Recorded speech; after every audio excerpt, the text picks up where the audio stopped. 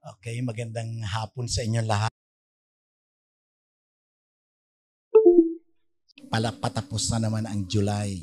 At gusto ko lang i-remind ang bawat isa, gusto ko lang pasalamatan ang iba sa inyo na nag-share ng ating FB page na kung katulad niyan, maaring kaunti tayo rito pero ang ating views ngayon sa ating FB page ay umaabot ng 500 plus. Ano man ang naabot nilon, hindi natin goal doon ang mag-monetize ang ating FB page at ang ating YouTube. Ang goal natin ay ma-accomplish natin ang ating calling na maipaabot ang mensahe ng Panginoon sa mga taong nilikha niya na hindi na maka-attend dahil busy at kung ano-ano pa mang dahilan. So mga kamag-anak natin at kaibigan natin sa ibang bansa, nagpapasalamat sila na nakakarating sa kanila ang ating message. Ulitin ko, hindi natin babaguhin ang ating focus. Hindi natin goal ang monetize ang ating online preaching. Ang goal natin, please pray na marami pa tayong maabot at ma-share natin sa kanila ang gospel of the kingdom. Okay? Then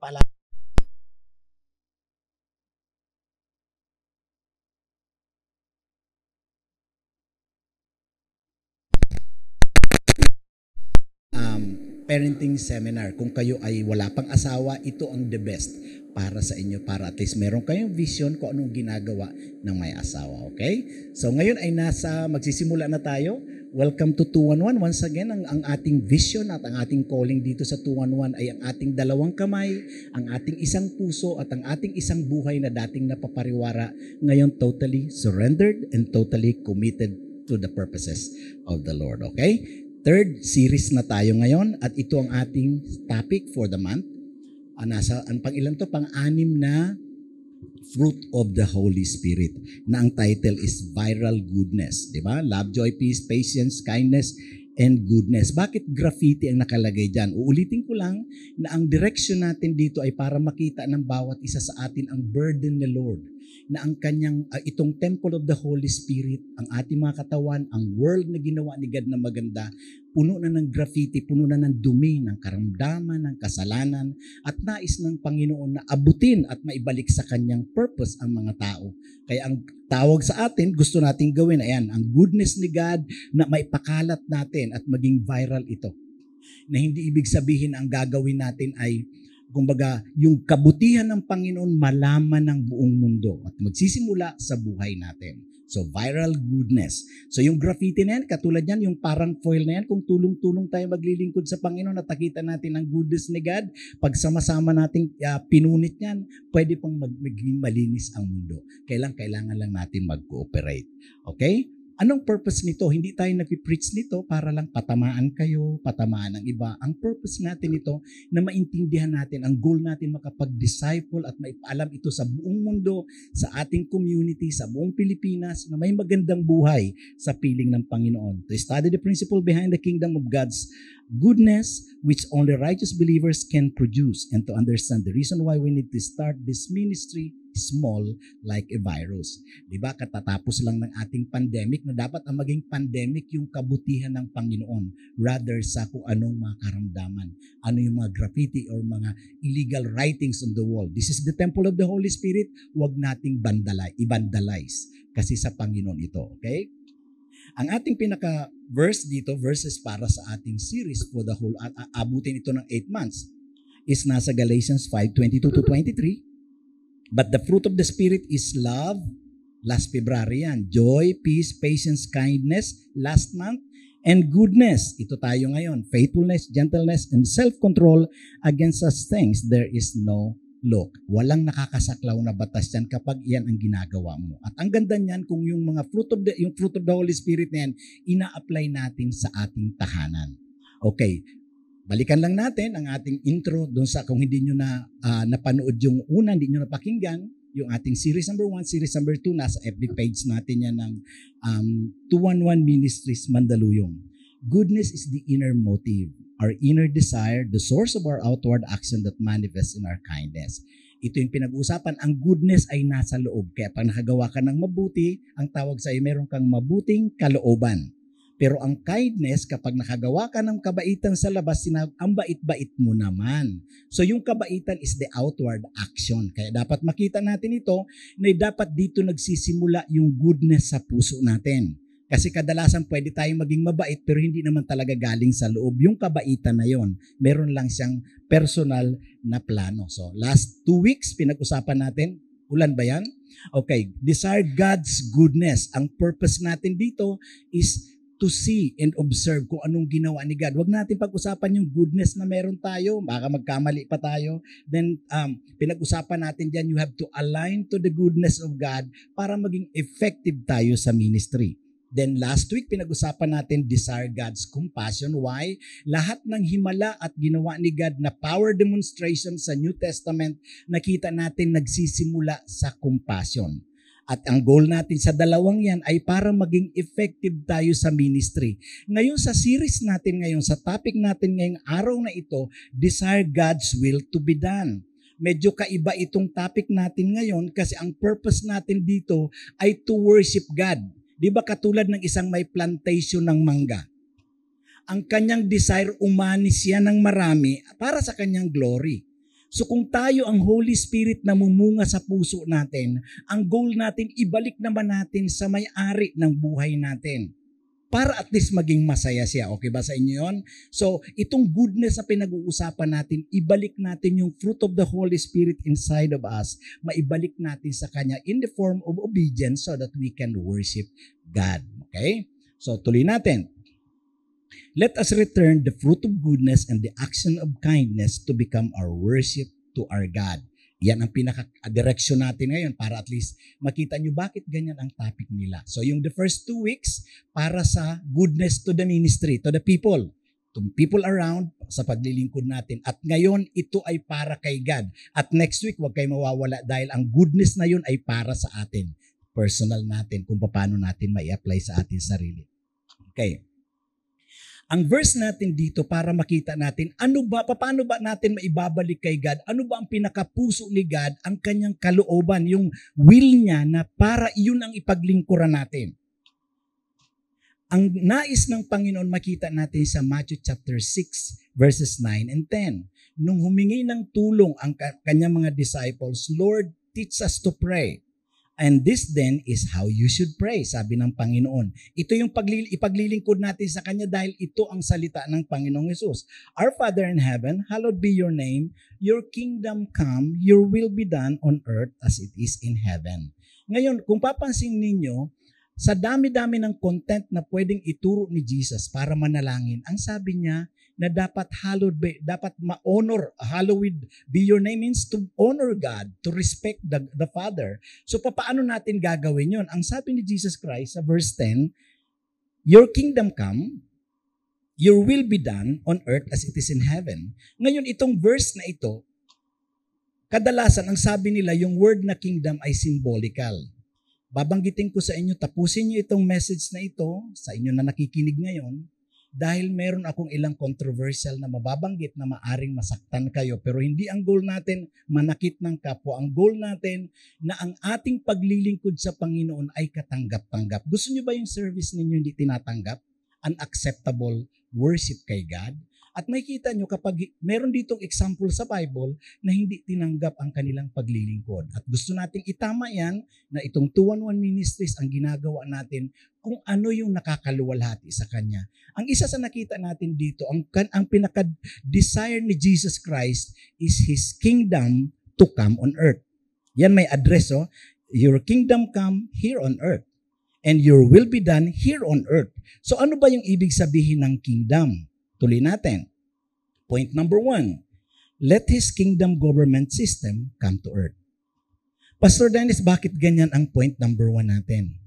So gusto ko lang ibanggitin sa inyo ito kasi ito hindi pinag-uusapan palagi. Pero ito ang pinaka-desire ni Jesus Christ. Ang sabi niya, let your kingdom come. Saan pupunta? Dito sa earth. May address talaga. So bakit government? Tingnan natin. Kung papansinin ninyo, sa Isaiah chapter 9 verse 6, lagi natin naririnig ito pag Pasko. Ito ang madalas na verse kapag sa mga sermons, sa mga churches. For to us a child is born, to us a son is given. Sino yung son is given? Jesus Christ. And the government will be on His shoulders. So ang dala-dala ni Jesus Christ ay government, hindi religion. Hindi traditions, hindi rituals, hindi programs, hindi activities. It's a government, meaning to say, this is a system. May dala si Jesus. And He will be called Wonderful Counselor, Mighty God, Everlasting Father, Prince of Peace. At napansin nyo sa verse 7, inulit pa ito ni Isaiah. Of the increase of His government, hindi sinabi na of the increase of His church or the increase of His religion and peace, there will be no end of the increase of His government. Ngayon, ako tinatanong ko ito kasi before, sasabihin ko sa inyo, nung natapos ako mag-aral ng aking pagpapastor sa isang school, kung ano ang tinuro sa akin, yun din ang tinuturo ko. Then nagkaroon ako ng conviction na kailangan kong pag-aralan uli ang Bible. Na kumbaga, kung mayroong violation, I respect my professors sa school na pinag-aralan ko, pero hindi ko pwedeng i-violate ang Word ni God. The Word of God is of the increase of His government. Ang will ng Father ni Jesus Christ is to increase His government, and peace there will be no end. He will reign on David's throne and over His kingdom. Ito na naman, inulit na naman. What is kingdom? Government. Like Kingdom of Saudi Arabia, United Kingdom. It's a government na ibig sabihin, ang dala ni Jesus Christ ay hindi democracy, hindi communism, hindi dictatorship, kundi kingdom. At ngayon, titingnan natin yan, establishing and upholding with justice and righteousness. Ang gusto ko dito sa government ni Jesus Christ, walang corruption. Ang justice makakarating sa iyo kasi mayaman siya. Hindi kanya pag-aagawan. Hindi kanya nanakawan. From the time on and forever, the zeal of the Lord Almighty will be done. Ayan yan, no? Will accomplish this. Ang will talaga ni God is ma-accomplish ito. So dapat kung ito ang gusto ng Panginoon, ito dapat ang pinaglilingkuran natin. Ito dapat ang ginagawa natin. Dahil siya ang may sabi niyan eh. Ngayon, ang tanong ko, bakit government ang dala ni Jesus, hindi religion? Balikan natin ang problema, saan nagsimula ito? Bakit ito ang ituturo niya sa tao at ang dala-dala sabi ni Isaiah, at nung dumating na nga si Jesus Christ, alam natin ang unang message ni Jesus Christ sa Matthew chapter 4:17, and Jesus began to preach, the kingdom of heaven is, repent for the kingdom of heaven is near. So babalikan lang natin ang problema. Ano ba talaga ang nasira sa Garden of Eden? Kasi tayo mga Kristiyano, ako ganito din ako as born again Christian. Ang matanggap ko si Christ, maligtas na ako, inaantay ko na lang ang mamatay papunta sa langit. Yan na lang ang aking goal. Samantalang may purpose si God na hindi natin napapansin, naging selfish ako, na gusto ko lang maligtas para pag namatay pupunta sa langit. Promise naman ni God yun. I will go to heaven and mauna ko to prepare a place for you. Babalikan natin sa Garden of Eden ang problema. Ang nasira sa Garden of Eden ay hindi yung ang tao lang, kundi ang kingdom government ni God. Ang kanyang paggugobyerno, gusto niya mag-extend dito sa earth. Ang problema dito sa earth, nasira sa kasalanan si Eva at Adan, sila ang binigyan ng authority to lead the kingdom government of God beginning from the Garden of Eden. Okay. Ngayon, ang kingdom government of God ay naging kingdom government of darkness. Kaya nga, this is a battle between kingdom of darkness and kingdom of God. Ngayon, ano nangyari? Tingnan nyo. Alam nating napunta kay Satan ang authority nitong kingdom. Sundan nyo ito para at least makita natin kung paano tayo maglilingkod kay God at ano ang kanyang gustong gawin. The devil led him up to high place and showed him in an instant all the kingdoms of this world. Anong pinapakita ni Satan kay Jesus Christ during his time of temptation? Nasabi sa kanya, nakita mo yan lahat, yung kingdom of this world, ako ang nagmamay-ari niyan. And he said to him, kay Jesus Christ, I will give you all their authority. So yung authority ng kingdom of darkness ay na kay Satan. Ang authority kaya nga ang tawag natin ay worldly system. Then, and all the splendor of this, for it has been given to me and I can give it to anyone I want to. So ang galing ni Satan. Okay? Bakit uli dala-dala ni Jesus Christ ang government pagdating dito? Ito kasi ang gusto niyang i-restore na nasira sa Garden of Eden. Gusto niyang ibalik at gusto niyang ibalik sa church para tayo uli ang mag-handle ng authority. Ang tao uli ang mag-handle dito sa earth. Okay, tuloy natin. Alam natin na nalo si Jesus Christ sa laban at nabawi niya ang authority sa kamay ni Satan. At binanggit yan sa Matthew 28:18, then Jesus came to them and said, all authority in heaven and on earth has been given to me. At sa Luke chapter 22 verse 29, and I confer on you a kingdom. Ibinigay niya sa church. Ngayon gusto kong makita nyo ang naging problema. Ang kaisipan ng tao pati ako, ang goal ko lang ay ang masave, makilala ang Panginoon at kapag namatay ako pupunta sa langit. So napaka-selfish ng aking layunin. Kung ganyan din kayo, balikan natin. Si Jesus Christ, gusto niyang ma-restore ang kanyang kingdom government para kapag tayo naligtas, dito tayo mapupunta at magiging citizen of the kingdom of heaven tayo. Mamamayan tayo. At ang goal ni Christ, yung kanyang paghahari o ang kanyang government, i-apply natin sa buhay natin. Okay, nasaan itong kingdom of God? Ang kingdom of God and kingdom of heaven, ang sabi ng marami, ito ay nasa langit. So, kailangan mong mamatay para ma-experience ito. Pero hindi, tingnan nyo to, oh. Ang form of kingdom government na sistema ni Lord ay napalitan na naman ng denominational government at democracy sa loob ng church. Bakit ito ang dinadaanan natin ngayon? Kasi kapag maglilingkod tayo at mayroong hindi tama, alam nyo rin na hindi katanggap-tanggap ito. Pag sinabing kingdom, that is a government. Pero kung papansin ninyo, ang mga tao, dinadaya na naman ni Satan, umaatake na naman si Satan katulad ng ginawa niya sa Garden of Eden at ito rin ang gusto kong iwasan. Na ang government ay unti-unting pinapalitan ng kaaway na ang dating, si king, sa kingdom kasi king ang leader. Sa democracy, president, tama? Sa kingdom, ang king ang may say. Kung sinong gusto niyang i-appoint, ina-appoint niya si Moses, si Noah, si Abraham, si David. Ina-appoint sa kingdom at wala tayong hindi tayo pwede mag-chartered chains.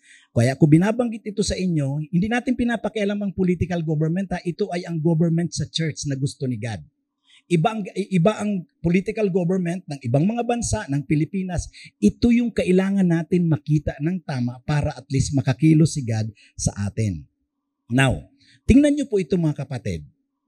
Ito ang burden ko na kailangan kong sabihin sa inyo. Na ang dating kingdom government na si God ang nag-a-appoint, siya nag-appoint ng mga manggagawa niya, ngayon napalitan ito ng democracy. Sa democracy, butuhan. Sa kingdom, hindi mo pwedeng pagbutuhan ang king. Dahil ang kanyang word, ang kanyang Bible ay final authority. Look at this. Sa democracy, kapag kung sinong sa kingdom, si God ang mag-a-appoint ng sa Old Testament, maging sa New Testament, siya nag-appoint ng apostles, prophets, evangelists, pastors, and teachers. Pero ngayon, nagkaiba na. At ang mga, ito, hindi ko pala nabuksan. Napansin ninyo na kapag nagkaroon tayo ng butuhan sa church, ang voting is a democracy, hindi siya kingdom principles, hindi siya kingdom government. At gusto ko ipaalam sa inyo na kapag mayroong voting na nangyayari sa loob ng isang organization, it's a sign na mayroong disagreement sa loob ng church. Pansinin niyo, again I tell you the truth, if two of you on earth agree about anything you ask for, it will be done to you by my Father. Kapag may butuhan, alam natin, kahit may nanalo na, meron pa rin hindi sang-ayon. Anong tawag mo doon? Disagreement. Na ang hinahanap ni God for Him to work inside of the church is dapat magkaisa tayo, nag-agree tayo. Pero kung may disagreement, the Father cannot do anything for this disagreement. Bakit ko ito sinasabi? Para tayo dito sa 211, mag-agree tayo pag sinabi ni Kingdom Government, iyan ang dapat gawin, sige gagawin ko. Katulad yan sabi ni God, Dennis, magpastor ka sa Manila, kailangan ko bumalik kasi hindi ako magrarun ng aking personal government, which is number 1 na kalaban ng government. Na si Ebat Adan, kung bakit nagkasala, they tried to suggest to God, try namin Lord ang aking personal government. Okay. Ulitin ko, voting is a sign of disagreement in the church. Alam naman natin, maging sa political government, kahit may nanalo na, laging may hindi sang-ayon. Ngayon, anong kaiba ng kingdom at democracy? Bakit ito pinag-uusapan natin? Kasi government nga ang dala ni God. Marami sa inyo ngayon lang nakarinig nito. Bakit ko itinuturo ang kingdom? Kasi gusto ko na rin bumalik ang Panginoong Hesus. Sabi ng marami, Pastor Dennis, alam mo malapit na bumalik ang Panginoong Hesus. May nagtaas ang kilay sa akin dahil ang sagot ko, matagal pa si Jesus Christ bago bumalik. Bakit ganun, Pastor? Tingnan mo yung mga sign. O kung titingnan mo sa Muntinlupa, meron diyang sign to Bicol, to Davao. Pero bukas ka pa makakarating, ilang araw pa. Those are signs. Ang katotohanan, ang sabi niya, nakalagay sa verse natin, Matthew 24:14, and this gospel of the kingdom will be preached in the whole world as a testimony to all nations, and then the end will come. So sabi ko sa kanya, kailan mo tinuro ang kingdom para bumalik si Christ? Magiging sinungaling si Christ kung babalik pa siya na hindi pa naririnig itong kingdom government na itinuturo. At marami sa mga preachers ngayon nagsinasabi nila babalik ng Panginoon. Please check Matthew 24:14. Hindi pa siya babalik. At sa 2:11, tinuturo na natin ito para bumalik na siya. Di ba? So, pansinin ninyo ito na dati, ang sabi sa kingdom principles, ang pastor or ang elders, ang apostles, ang fivefold ministry, sila nag-a-appoint ng elder. Ang sabi rito, the reason I left you in Crete was that you might straighten out what was left unfinished and appoint elders in every town as I directed you. Ngayon, ang mga ito, si Pastor Titus, siya mag-a-appoint ng elders. Pansinin nyo. Ngayon sa democracy, ang elders ang nag-a-appoint ng pastor. Tingnan nyo yan. Ito yung sinasabi nyo, kung paanong style ni Satan sa Garden of Eden, nagki-creep in na naman siya para hindi makakilos si God. Kung papansinin ninyo, ang elders ang nagdi-decide at hindi na ang king. Ang king kasi dapat ang mag-appoint. So bakit natin pinag-uusapan natin dito? 211 Ministries, let us serve Christ with our fruit of goodness by obeying according to His plan. Paano mangyayari ang let your kingdom come here on earth, here at 211 Ministries, kung hindi naman natin tinuturo ang kanyang kingdom government? Number 2, let His heavenly will be done on earth. Ang itinuro sa atin dati, kapag namatay ka, pupunta ka sa langit. So lahat tayo nagdi-desire mamatay. Tama naman yung papunta tayo sa langit.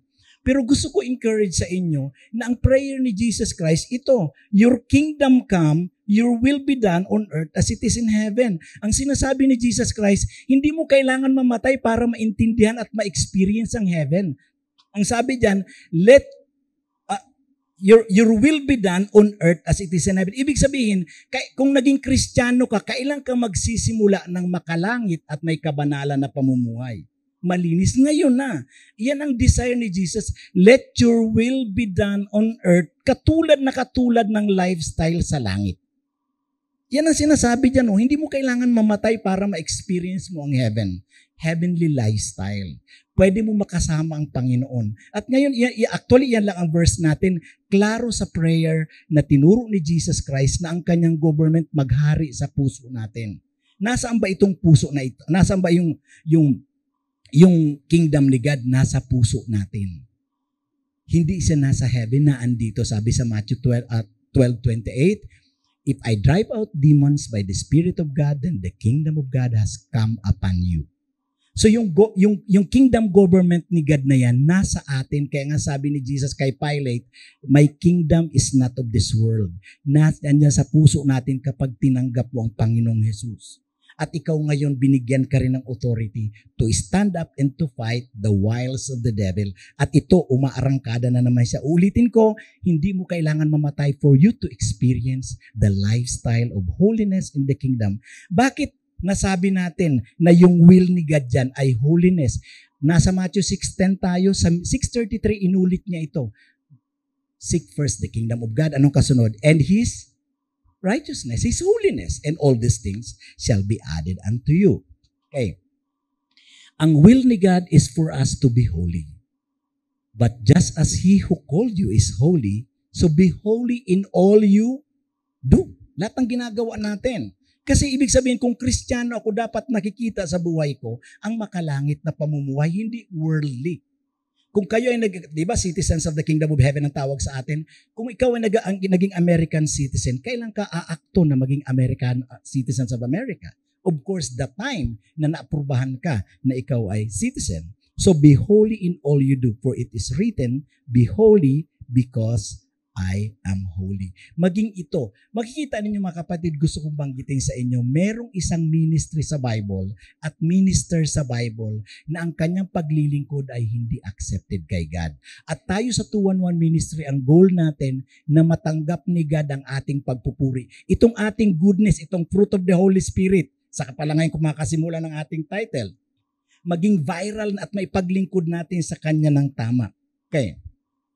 Itong isang halimbawa, kasi marami sa atin nagsisimba, uwi, makapagpuri sa Panginoon, pero kung hindi ka namumuhay ng may kabanalan, kalinisan in front of our God, baka isa ka sa ganito na sinabi ng Bible. Hindi ako may sabi nito, pinag-uusapan lang natin para at least yung ginagawa natin merong reward at blessing galing kay God. Not everyone who says to me, Lord, Lord, will enter the kingdom of heaven, but only he who does the will. Andyan naman yung he who does the will of my Father who is in heaven. Ano ba itong will ni Father? Babalikan na naman natin yung Matthew 6:10. Your kingdom come, your will be done on earth as it is in heaven. Na when you pray, it will be done to you by my Father with this. In verse 22 it says, many will say to me on that day, Lord, Lord, did we not prophesy? Nag-preach din kami, Lord. Nangaral kami ng iyong salita. In your name, not in Dennis' name. And in your name, drive out demons and perform many miracles. Ang ang explanation ng iba rito, ang interpretation nila, masama na raw, hindi na daw dapat nagpipray for healing, kasi nga ito, hindi ka matatanggap sa langit, hindi na daw pwede mag-cast out ng demons, yung power demonstration. Tandaan natin, ito ay nasa Matthew chapter 7 pa lang. Ang chapter 10 saka palang ilililis sa Matthew chapter 10 ang mga disciples ng utos, go, preach the gospel of the kingdom, heal the sick, raise the dead, and cast out demons. Hindi ito talaga ang problema. Ang problema makikita natin, kaya kung interpret natin ito, maging kayo mga kapatid, huwag kayo basta maniwala lang, maging sa sinasabi ko, aralin nyo rin. Tandaan nyo, kaluluwa nyo nakataya rito at kaluluwa ng makamag-anak ninyo ang nakataya dito sa pinag-uusapan natin.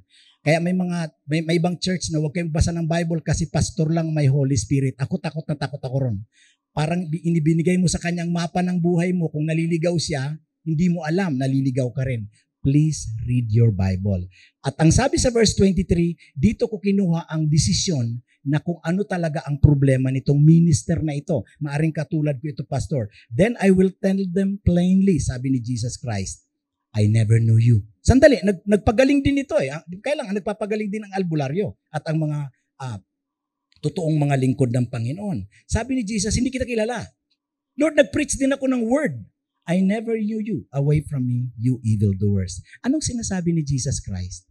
Nagmi-minister ka, but you are evildoers. You are a wicked minister. You are not doing the holy life. Kaya nga ang prayer ni Jesus, your kingdom come, your holiness will be done here on earth. Kasi kung pag-uusapan natin wickedness, dami-dami na yan. So how can we win the world kung katulad din tayo ng kanilang pamumuhay? From the fruit of goodness, from the Holy Spirit, let our kind act of service to the Lord be accepted. Let us worship and serve Jesus with holiness because He is holy. Mga kapatid, natakot ako sa mga verse ngayon. Ang laging kinukote ng verse sa akin every time na sinishare ko ito, Pastor, wala namang perfect. Mga kapatid, wala akong nakitang ganung verse. Kapag ganun ang verse, ibig sabihin, Lord, hindi naman ako perfect, tao lang ako. Kapag yan ang kinukote mo na verse, never na binanggit yan sa Bible. And if you are quoting that, meaning to say, naging doktrina ng tao yan, kalakalang ng mundo. Samantalang sabi ni God, let your kingdom come. Let your will be done here on earth as it is in heaven. Pero kung gusto nyong ipamuhay na hindi kayo perfect, hindi kayo namumuhay, lalabas sinungaling si God na hindi talaga natin kaya mamuhay ng may kabanalan.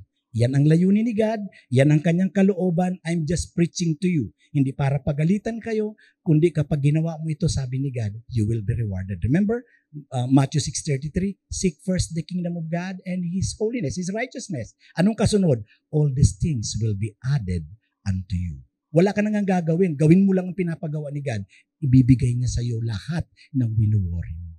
Ngayon, para sa ating application questions, ano ang kaibahan ng kingdom government sa democratic government sa loob ng church? Number 2, tanggap ba ng Diyos ang ministry service na walang kabanalan? Mamaya sa ating D group, pag-uusapan natin yan. For share, meron tayong at kung meron kayong mga questions, nalilito kayo sa pinag-usapan natin, please lumapit ka sa akin, pag-usapan natin so that I can help you dito sa pinag-uusapan na ito. I-open yung inyong mga minds kasi ang dami ng mga discrepancy tinuturo ngayon. Ako before, tinuturo ko ito. I'm preaching democracy, samantalang sabi ni God, anak, kingdom. Kung meron kang karamdaman, meron kang issue sa buhay at meron kang prayer request, lapitan mo lang ako mamaya and I will pray for you after this service. Let's pray. Dakilang Panginoon, maraming salamat. Tunay nga, Panginoon, hindi mo kami hinayaan na maligaw sa aming paglilingkod sa iyo. Itinutuwid mo ang aming landas na sa halip na kingdom ang tinuturo dapat ito ang dapat na ituro namin, na ikaw ay naghahari sa puso't isipan namin. Sino man ang kasama namin, Panginoon, na hindi kami banal during worship service sa loob ng sanctuary, kundi pati sa aming paglabas, makita nila we are shining, that Jesus, the Holy Spirit, is within us, showing the fruit of the Holy Spirit, this goodness. Dakilang Panginoon, sino man ang naandito sa Panginoon sa akin sa kalagitnaan, kasama ko dito sa sanctuary. Lord, I just pray, God, na i-bless niyo po sila. I just pray for healing. Hindi po kami naandito para magsisihan, mag-condemn ng bawat isa. Naandito kami to love one another, to help one another. Kung meron man kami kasamang naliligaw at may direction for His personal government, Lord, pakiharang niyo po siya, Panginoon, dahil walang future sa aming mga sariling paraan, kundi tanging ang magandang buhay ay nasa iyo lamang. Kung may mga bagay kaming hindi nagagawa, Panginoon, according to your kingdom government and according to your will, patawarin mo kay Panginoon at tulungan mo kaming mamuhay ayon sa iyong panuntunan. Lord, ang goal namin na itong viral goodness, ang kabutihan mo, maipakirinig namin at makita sa buhay namin para sa iyong kaluwalhatian at hindi para sa amin. Lord, Holy Spirit, please lead us. I pray for those who are sick today. Uso-uso na naman ang trangkaso.